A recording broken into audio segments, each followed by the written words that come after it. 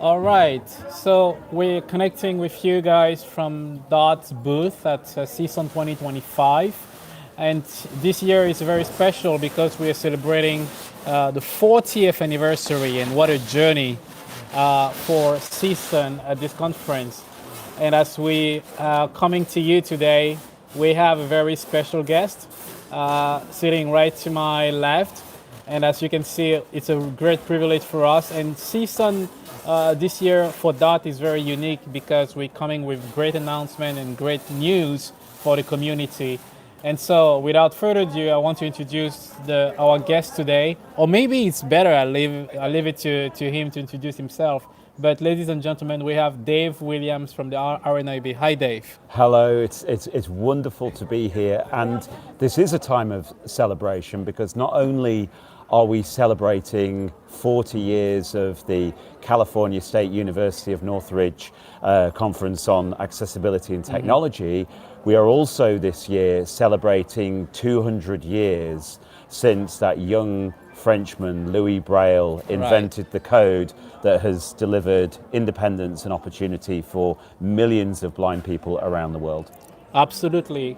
There is a lot to celebrate in 2025. And maybe that's the reason why we decided to bring you the full ambiance and of CSUN event. And you can see behind us, around us, all the setup, the place is now taking shape and form.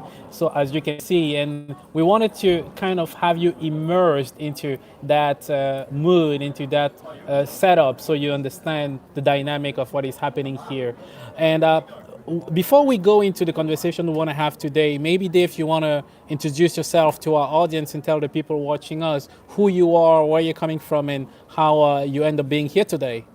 The most important thing I think to share is that I'm a Braille reader, I'm a blind dad, and I'm hugely passionate about the potential of tactile literacy to transform the lives of blind people around the world. I work in inclusive design for the Royal National Institute of Blind People in the United Kingdom, where I facilitate training, test technology, and also work in broadcast and print media communication. Outside of RNIB, I chair the Braillists Foundation, which is an organisation committed to spreading Braille literacy among adult Braille readers. I work with the European Blind Union, with their Braille working group, the DAISY Consortium, the International Council on English Braille. So I've got lots of fingers in lots of pies. I wear many hats when it comes to Braille, but I think the thread that weaves all of those things together is that Braille and tactile graphics are simply ways to read with our fingers, like print is for eyes or audio is for ears, you know. And I think there are sometimes lots of mysteries and questions and misconceptions about Braille and tactile graphics. And I'm really keen that we kind of take that on and try and help the world understand the importance of being able to read for yourself rather than have somebody else read to you. Absolutely, absolutely. I mean, what a portfolio of activities and programs, and I don't know how you navigate all those hats and capabilities of yours. The thing is, you didn't even mention what you do on your spare time. I know you just came back from Japan a few days ago. Could you talk about that a little bit? Absolutely, yes. So one of the things I do to unwind when I'm not talking about Braille or testing Braille technology is I'm a marathon runner. You are? Yeah, you are. so I started... And quite a successful one. Well, yeah, I mean, I do it for leisure, you know, I do it for recreation. I'm not a competitor, but I'm one of the first blind people in the world to complete the Abbott World Marathon Majors Series. So that's 6 big city marathons in New York, Boston, Chicago, London, Berlin, and just last Sunday, actually, I finished the Tokyo Marathon. And you know, I was so delighted that every finisher at the Tokyo Marathon, all 38,000 people, had this medal that says in Braille, Tokyo Marathon 2025. And that was so moving for me, being able to read that for myself and not have somebody else have to read that to me. You know, I've just run the marathon, Yeah. thanks to the support of my guide runner. But when they hang the medal, you know, around your neck, you get to read that yourself. Absolutely. Yeah. I mean, we've come a long way in this era of accessibility. We talk a lot about accessibility. We it's become a buzzword in a sense in every space of an industry, but we're still facing the reality that are we doing enough for accessibility? And one of the area where we have that question being very hammered is the area of technology. And I remember a couple of years ago talking with a friend of mine, and he was saying that one of the reasons you don't have enough investment in technology in this area of accessibility is because, well, the financial reward isn't there. You don't find the market. And so because of that, there is not enough incentive for people. And us at DOT, I think we've taken on the journey over for the last 10 years to actually step into that gap and build technology to help accessibility for people living with visual impairment. And that set the background of the conversation we want to have with you here today. And we want to talk about the dot pad, obviously.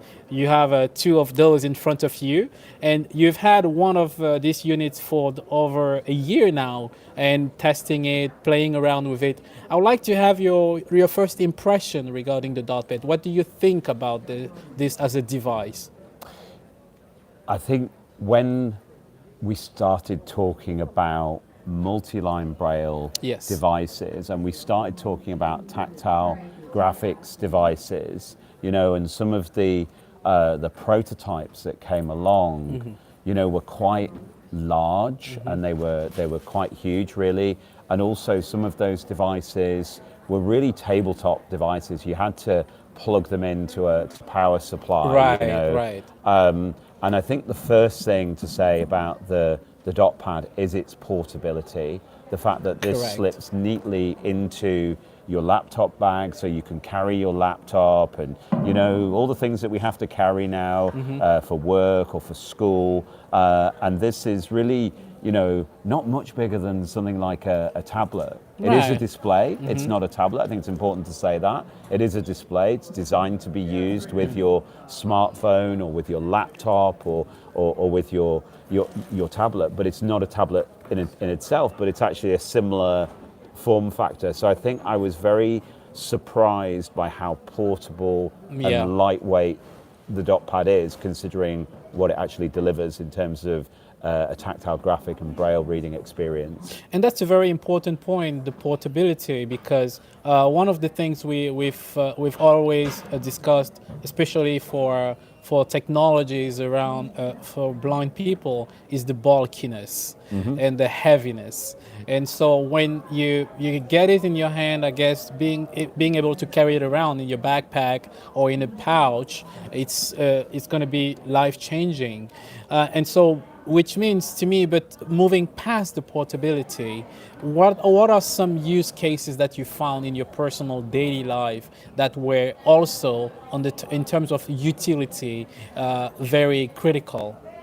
I think firstly and most importantly, the ability to read multi-line braille from a digital source, whether Right. that's a book in Kindle. I work at RNIB. Our reading services have a collection of many thousands of EPUBs, which you can access through the Easy Reader app.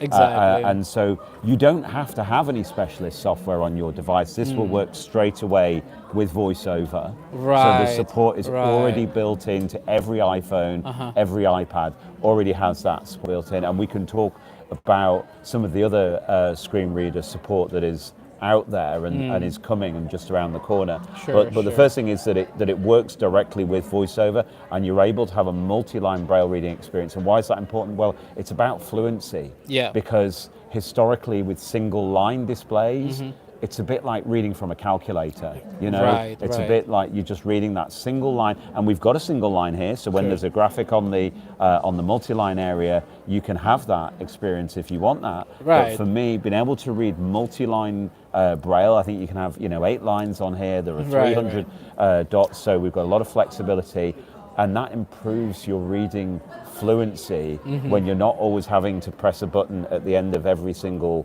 line. You know, it's going back to one of the benefits of hard copy Braille, which was that your left hand. We often in Braille talk about the scissor reading technique, where your right hand reads to the end of the line and your left hand goes down to the start of the next line, and your brain kind of puts that together. Yeah, yeah. So if you're reading a book, it's a smoother experience. It makes that a more enjoyable experience.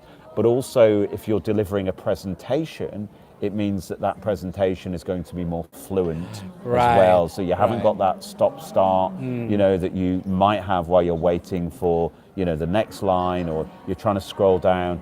And also, aesthetically, you can feel, the shape of a paragraph. Okay. You can feel that a heading is centered, So providing the support is there in the software for those features, you're getting a lot more context around what you're reading. So that's the first thing. It's that multi-line Braille reading experience. Fantastic. You also, speaking of multi-line Braille, I guess the closest comparison you can have for the dot pad, especially the display, it will be paper printed Braille. And what will be one or two key differences that you have from a Braille reader in terms of experience? What was the striking factors that you observed moving from Braille, embossed Braille to digital Braille on the dot pad? Well, obviously, we talked about that portability. Yeah. And so having access to a lot more content in a lot smaller device. Yeah. That's the first thing. But of course, we all know that over time, hard copy paper Braille can decay. If you don't look after it. Yeah. If you don't keep it in somewhere Paper. that's dry. Of course. Yeah. And so. And sometimes in the post it gets squashed or things like that, or something heavy gets put on top of it and the dots go a bit flat. And so that the quality is going to be there for page after page after page. Yeah. You're going to have that really, smooth, clean, clear, crisp Braille reading experience. And I suppose the cost will also be massively different in terms of Braille when printed documents, whenever you want to renew, whenever you want to update the contents, the cost going into paper versus having a digital text you can edit anytime you want. I suppose that too is an important factor. Well, and I think that is particularly true when it comes to talking about tactile graphics. Yeah. Right? Because the cost of producing hundreds or thousands of tactile graphics can be prohibitive. You need very specialist equipment for that. True. So by the time you've bought an embosser and a machine to produce tactile graphics, you'll have spent a lot more money than you would have done on say, a dot pad, for example. Right. And then, of course, you've got to keep feeding those machines with paper or swell paper or however you're going to make those tactile graphics. Yeah, and you haven't even account for the manpower working behind the scenes. Yeah. So actually, when you start to put together that business case, actually the dot pad comes out really quite attractive. Absolutely. Absolutely. Yeah. And speaking of tactile graphics, do you have any personal story you want to share about? You mentioned the display as taking advantage of it for multi-line Braille, but I suppose you had some tactile graphic experience as well. Could you share a bit more about that? Yeah, definitely. Well, I've got a couple actually. So cool. The first thing for me, I have never been aware of what the icons on my home screen look like. Wow. On my smartphone. Wow. And so for me, it was a revelation when I connected the dot pad with VoiceOver and I go to my home screen and I can feel that the health app is represented by a heart, for example, or I can feel that the home app is represented by a little house, Yeah. you know, or Yeah. that the email is a little envelope, and the phone app is like an old-fashioned like telephone receiver, you know. Correct. So it's like Right. I didn't know that. Nobody tells you these things as a blind That's person, right? Why would true. you know that? That's true. And you could ask, well, is it important? Well, I want to have that same experience as everyone else. Right, right. And so there was that experience, being able to feel that. Also, using the Dot Canvas app Yeah. that you have created, it's possible to kind of freeform draw anything. Yeah. And so I have a 16-year-old son. What? He's sighted. That's Okay. not his fault. We don't hold it against him. And I Don't wanted blame to him, know, yeah. right? And so I can get him to draw something for me on the screen Yeah. of my phone or of our, family iPad, and then I can feel that straight away. So, and say, well, can you draw like the route that we're going to take a walk, or can you do your signature? So Yeah. I was able to feel his signature for the very first time. Wow. Because he was able to do that on the screen, and then I Right, could feel right. it on the dot pad. Right. Yeah. I mean, those things that we sighted people basically take for granted, Yeah. and we rarely spend time, going on the phone and say, you know what, the icon of YouTube looks like an arrow looking up or something, or the home button has the shape of a house. You don't go around and describing those icons to a blind person, but having the ability, the possibility to feel that by yourself, I understand that's really life changing. And 2 or 3 years ago, when we first launched the DotPad, we had a similar experience here, exactly here at CSUN, where we had one famous artist. I'm not going to bring up his name. I might be called out for royalties, but he came to our booth and he drew his own signature. Exactly. And as a famous individual, he had shared his signature to thousands of people, millions of people around the world. But for the first time, he was able to actually feel it and saw Yes. and realize he had a Yeah. silly signature. Yeah, I think I know who you're talking about. Yeah. Yeah. And it's also, you think about, that's just the beginning. I don't Yeah. even think we really understand yet the full potential of what it means to have, that dynamic access to tactile graphics, feeling all the sort of the logos of some of the big brands, being able to feel a map or a floor plan, the phases of the moon, all of those things are really powerful. Yeah. And if we can figure out, a pipeline that basically any image we can, because it doesn't just, if you just put a photograph on here, that's not going to work, right? Yeah. Because a photograph is a visual experience. What we need is, the reason we have Braille is it's a tactile first experience. Braille isn't trying to be like print. Yeah. It's actually thinking about what really works in the tactile domain, what's going to fit under your fingertip. Right. And so, with AI now and the partnerships that we've got coming with big technology providers, we're going to be able to take mainstream images and redraw those in a way that makes sense in the tactile domain. And that gives us a perfect segue to talk about services and apps, whatever content we want to bring to the blind community, because it's one thing to build a great piece of technology, but it's another story to make it really useful and elaborate on the use cases. We've covered screen reader with multi-line, we just covered tactile graphics, but beyond that, you're opening up the door to possible scenarios taking advantage of AI, for example. And we've heard a lot of potential users and testers bring us mobility, for example, as a very strong use case for the DotPad. Is there some other use cases that you see for the device that you will dream to see made available?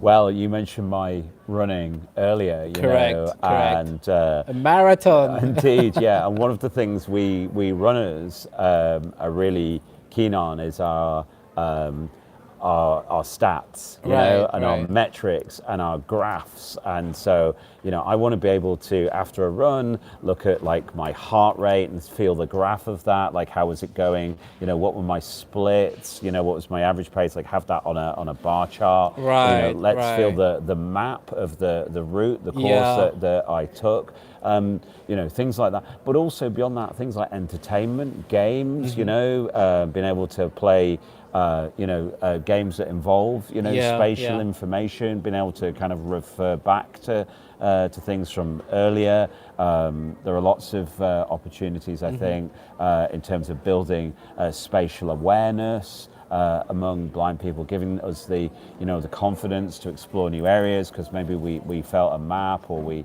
were able to explore a maze or any number of things. I mean, the sky's the limit, right? I mean, we think a lot about science subjects and technology and engineering, but what about music as well?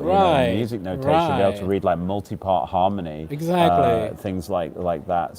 So yeah, I feel like we're just at the beginning of this, and it's a really exciting time, I think, for us blind people to be around this technology. At no time in history, have we had so much potential, and we need to get this technology into as many hands as we possibly can. And that's exactly the reason we're out there with the dot pad, and we're here at CSUN as well, because we want to get as many feedbacks, we want to get as many users as possible to be experiencing firsthand this, as you say, groundbreaking technology. Speaking of having a lot of testers and users getting the dot pad in their hands, what would be your kind of advice, because you've had the device for quite some time, meaning you've also experienced its limitations or some aspects that you see you consider need to be improved on the device. And that's as a team here, as Dot team, we are very, very keen to take all potential feedback. So for somebody who has no concept of tactile or refreshable tactile display, and you want to hand them the dot pad, what kind of reserve you think, what kind of expectation you want to give them so they're prepared for some limitations they might face? I think it's important to realize that the dot pad is on that journey. It's continuing to evolve. The refresh rate's going to get quicker. The battery life is going to get longer. The software for delivering content into the device is going to get better. So, I would say like the screen reader support, for example, right now is quite early stage. It's fair to say. The screen reader support is not going to be perfect day one. That's definitely a work in progress. I think when we're celebrating around here. We are celebrating. I think when it comes to reading a book, from a mainstream app, you could be your content could be coming from an app where they never even thought about somebody reading it in multi-line braille. Okay, so we're all kind of learning as we go, and I think we need all stakeholders to come together and to work constructively and to provide feedback and share, those use cases that work really well and the areas that really, need that little bit of improvement. I think the other thing that you need to be aware of with the dot pad is it is right now a display. It's not a tablet, so it's not going to come with a bunch of apps already installed. It's a display designed to work with your phone or your tablet or your laptop. And also the buttons that you find here, there are 6 buttons on the dot pad. They are intended for navigation. They're not input buttons. So this is not we got that question a lot. It's not a productivity tool at this point. So you can't make notes on here. Today. So I think it's important that you're aware of that as well. As long as you understand that, try and get some time with the dot pad, ask questions, provide feedback, make suggestions, and let's keep that conversation alive. One aspect though that I would like you to touch a bit on is the dot cell itself. As you mentioned earlier, it's the first time we had a new paradigm, a new mechanism of Braille cell Yeah. in 40, 45 years.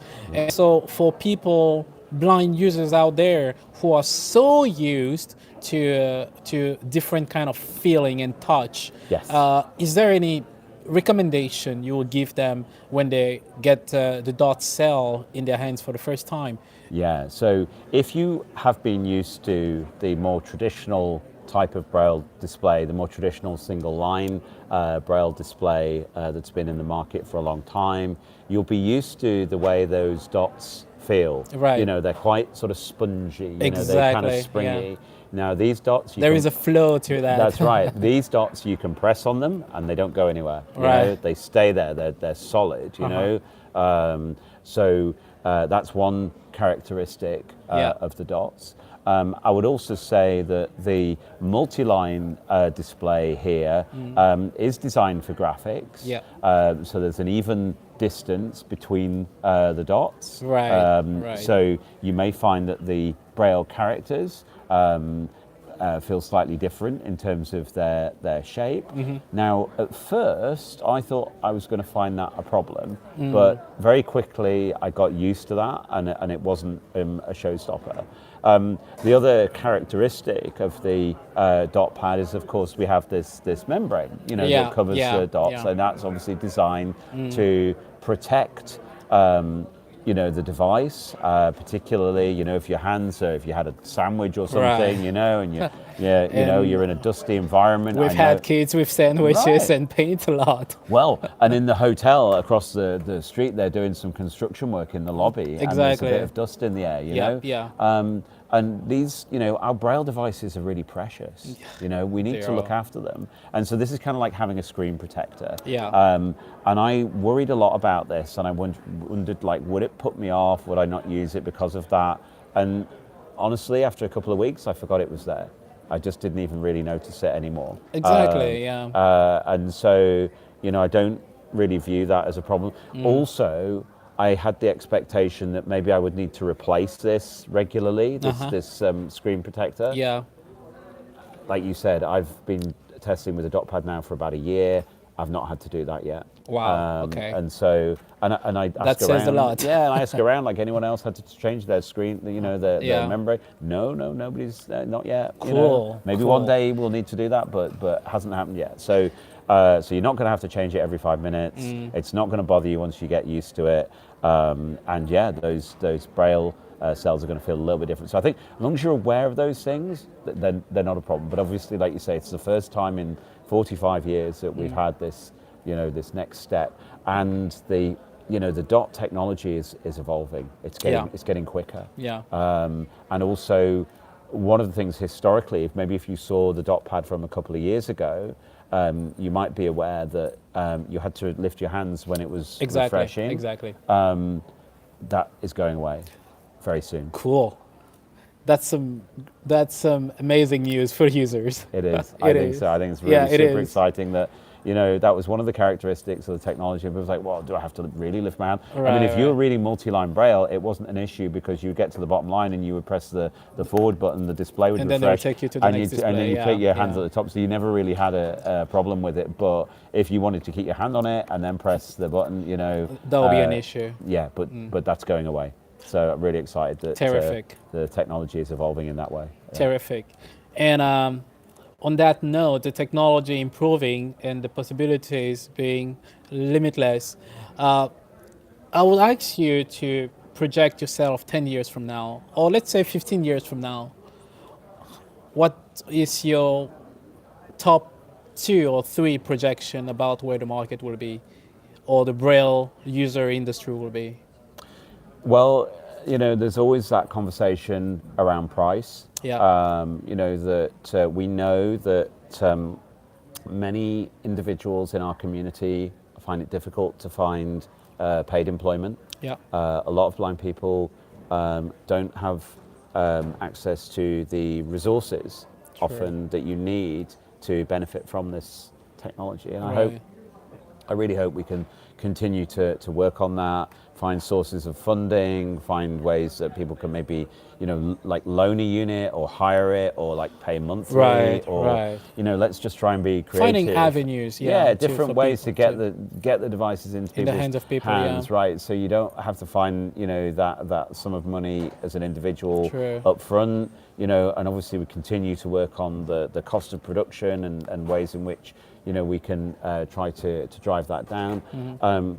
We also need better teaching resources. My work with the Brailleist Foundation, we have people come to us to learn how to use Braille technology. Okay. And we need a lot more investment in training resources, in videos and podcasts, and just help available and awareness. Yeah. And we need to make this more kind of mainstream. Like if there is Braille in the built environment, if there are refreshable Braille displays in the built environment, that signals to everybody that Braille is just a normal way of reading. It just happens to be with your fingers instead of your eyes. It's just another language. Well, it's just it's the same. I mean, it's the same language, yeah, it's but English just or Korean or whatever. Formatted in a different way. Right, exactly. Yeah. It's just a system of dots to represent written language, right. Designed to be read by touch. And we need to improve the visibility and awareness of Braille so that we can shake off this kind of idea that it's somehow like a mysterious other thing, that's kind of hidden away that only a couple of people use. We know that just now a very small proportion of blind people have the opportunity to learn Braille. But, for me, Braille has touched my life in so many ways, whether it's reading the bedtime story, whether it's the Braille on my marathon medal, whether it was proposing to my wife on a Braille Scrabble board. Oh, wow. Wow. There are so many ways in which, Braille is very personal. We wouldn't say to sighted children, it's okay, you don't need to learn to read, you can just listen. Who would accept silly. that? No one would accept that. And why do we accept that for blind children? So let's get this Braille thing out there, to everybody who can benefit from it. Well, and we are glad to be part of that journey. We are really, we feel actually privileged to be with you on that path of turning Braille and making it mainstream and drawing attention to it. I was just talking about the negative impact the COVID season had over Braille literacy, and we are so happy to be over that now, and so much that we can, raise awareness around Braille even more. And I think the dot pad and what we at DOT are doing with the dot pad and improving the technology, improving the quality, building up new services is really to invite people to open up the door for more blind users and beyond, actually, to become familiar with Braille. And I really want to thank you, Dave, for taking the time to take us through your journey and your experience with the dot pad today. Thank you. No, thank you for the opportunity. I really appreciate it. And I hope to see a lot more of this around the world. Yeah. All right. Thank you for listening. Thank you for catching up with us. We'll share more updates about CSUN. We're here for the first day today, and we all through Friday, and we'll be posting more news about what is happening up here. So stay tuned on our social media, I believe on our LinkedIn for videos and texts and pictures about what is happening here. In the meantime, have a great time, and you can put your comments in the comment section, and we'll be glad to give you more information about the dot pad. Thank you. Bye-bye. Bye-bye.